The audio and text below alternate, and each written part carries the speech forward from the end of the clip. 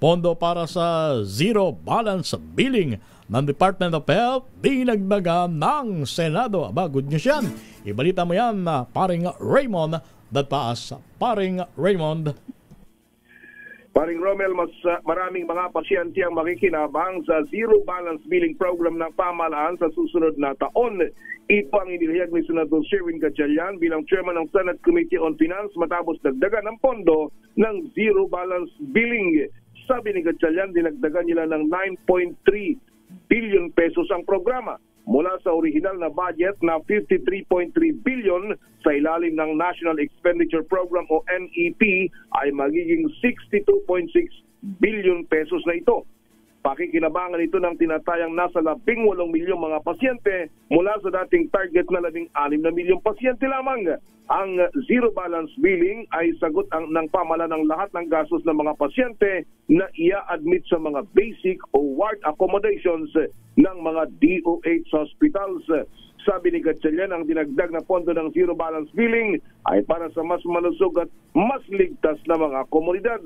Naglaan din ng Senado ng dagdag na tig 1 bilyong piso para sa zero balance billing sa mga specialty hospitals gaya ng Lung Center of the Philippines, Philippine Heart Center, National Kidney and Transplant Institute at Philippine Children's Medical Center. Ngayong umaga pa rin, Romel at Elaine, ang budget ng Department of Education o DepEd ang isasalang sa Senate plenary. Okay.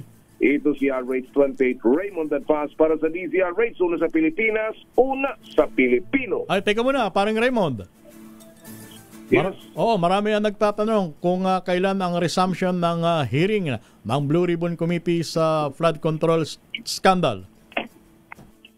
Wala pang schedule ngayon dahil itong linggong ito ay kailangan muna nilang tapusin ang plenary debate sa national budget. Dahil target nila dapat ay hanggang Huwebes, ngayong Huwebes na ito, ay matatapos na ang plenary debate para next week magkakaroon kaagad ng bicameral conference committee o in the soonest possible time ay matapos na lahat. Then, maisubmit na sa Office of the President. Sa bagay, dapat yung munang paspasan nila, paring Raymond. Sapagkat pagka hindi yan naipasa on time sa Malacanang, alam mo na magiging resulta. Gagamit ulit tayo ng reenacted budget sa 2026. Yun ang mangyayari, paring Romel, pero sa ngayon kasi medyo mabusisi ang pagtatrabaho nila dahil nga sa mga nabulgar na mga anomalya.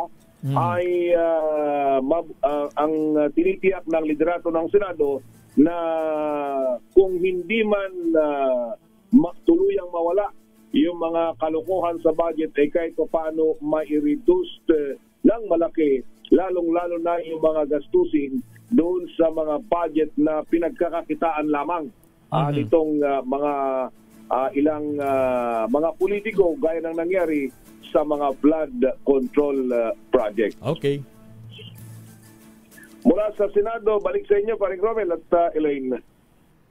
Maraming salamat, RH28 Lakay Raymond Adpa.